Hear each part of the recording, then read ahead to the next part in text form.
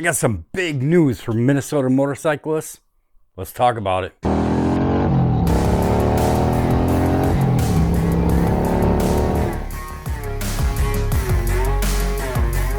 On May 24th, Minnesota became the 6th state to legalize lane filtering. Unfortunately, the law doesn't go into effect until July 1st of 2025, but they wanted that time period to educate the public about lane filtering. Now, let's not get confused. This is lane filtering. This is not lane splitting like they have in California.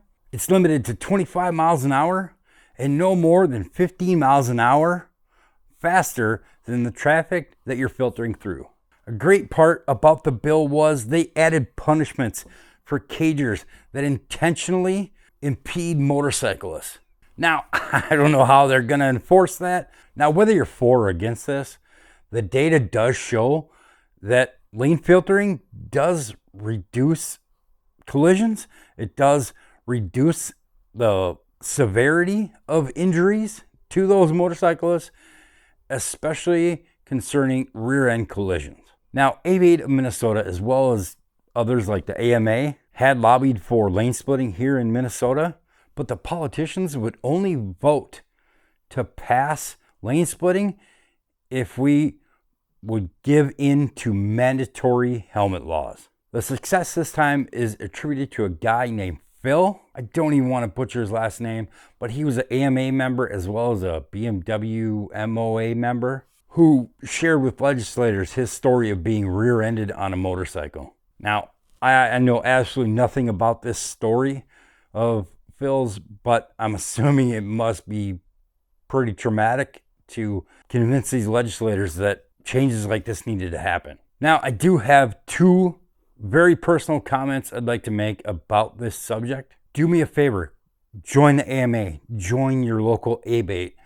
Now more than ever, we need to fight for our rights as motorcyclists as well as Americans. And not only that, but joining these clubs makes your voice much, much louder. As a side note, I did want to add, even though this is a Harley-Davidson focused channel, we need to fight for the rights of all motorcyclists, whether you ride that type of motorcycle or not. Second, I want to say thank you to the legislators that ignored their motorcycling constituents in the past when we tried to get legislation like this passed, because we know who you are and we vote. Remember that come election time, because as an American, I vote for those who expand freedom and vote against those who would only give if they could take. I'm personally either way on this.